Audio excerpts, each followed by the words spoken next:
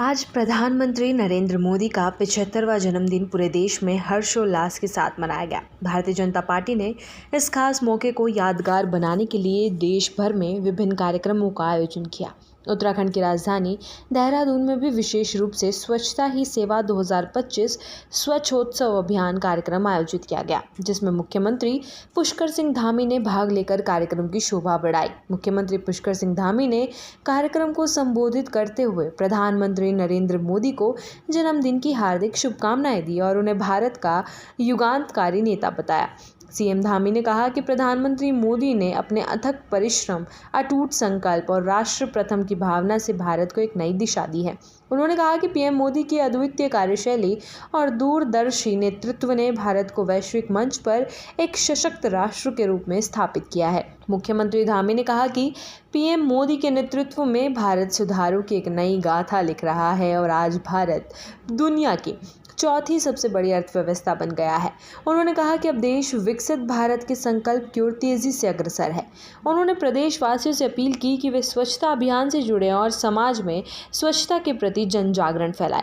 स्वच्छता ही सेवा 2025 कार्यक्रम के अंतर्गत मुख्यमंत्री ने झाड़ू लगाकर स्वच्छता का संदेश दिया और लोगों को स्वच्छता की शपथ भी दिलाई। इसके साथ ही उन्होंने कार्यक्रम स्थल का पौधारोपण किया और एक पेड़ मां के नाम अभियान की जानकारी दी। उन्होंने कहा कि पौधारोपण न केवल पर्यावरण संरक्षण का माध्यम है, बल्कि जीवन की गुणवत्ता सुधारने का एक सार्थक प्रयास भी है।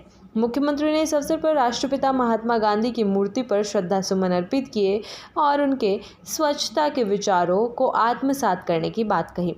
उन्होंने कहा कि स्वच्छ भारत, स्वस्थ भारत का सपना साकार करना हम सभी की जिम्मेदारी है और स्वच्छता केवल एक सरकारी कार्यक्रम नहीं, बल्कि हमारे संस्कार और जीवन शैली का हिस्सा होना चाहिए। मुख्यमंत्री धामी ने स्वच्छता रथ को हरी झंडी दिखाकर रवाना किया, जो प्रदेश भर में स्वच्छता के संदेश का प्रचार करेगा। इस दौरान पर्यावरण मित्रों को भी सम्मानित किया जाएगा।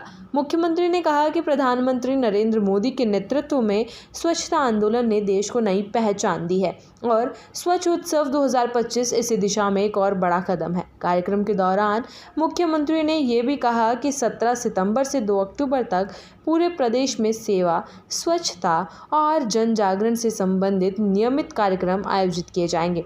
उन्होंने कहा कि अभियान केवल सरकारी स्तर तक सीमित नहीं रहेगा, बल्कि जन भागीदारी से इसे एक जन आंदोलन में बदला जाएगा। इस मौके पर पौड़ी गढ़वाल लोकसभा सीट से सांसद अनिल बलूनी ने भी प्रधानमंत्री मोदी को जन्मदिन की बधाई दी। उन्होंने कहा कि पीएम मोदी के नेतृत्व में भारत ने गरीबी उन्मूलन, स्टार्टअप संस्कृति, हरित ऊर्जा, अंतरिक्ष विज्ञान और वैश्विक साझेदारी जैसे क्षेत्रों में अद्वितीय प्रगति की है। उन्होंने कहा कि प्रधानमंत्री मोदी के विजन और समर्पण के कारण ही आज भारत आत्मनिर्भर भारत की दिशा में सशक्त रूप से आगे बढ़ रहा है। हरिद्वार से सांसद त्रिवेंद्र सिंह रावत ने बाबा केदारनाथ से प्रधानमंत्री मोदी की दीर्घायु की प्रार्थना की और उन्हें देश का एक सच्चा राष्ट्र नायक बताया। उन्होंने कहा कि आत्मनिर्भर भारत, डिजिटल इंडिया, आधारभूत संरचना में क्रांति, सामाजिक न्याय और वैश्विक नेतृत्व जैसे अनेक क्षेत्रों में जो प्रगति हुई है, उसके मूल में प्रधानमंत्री की दूरदर्शिता और राष्ट्रभक्ति है। उत्तराखंड बीजेपी प्रदेश अध्यक्ष महेंद्र भट्ट ने भी प्रधानमंत्री को जन्मदिन की बधाई देते हुए उन्हें नए भारत का शिल्पकार बताया। उन्होंने कहा कि नरेंद्र मोदी के नेतृत्व में देश ने एक नई ऊर्जा और नए आत्मविश्वास के साथ वैश्विक पटल पर खुद को स्थापित किया है।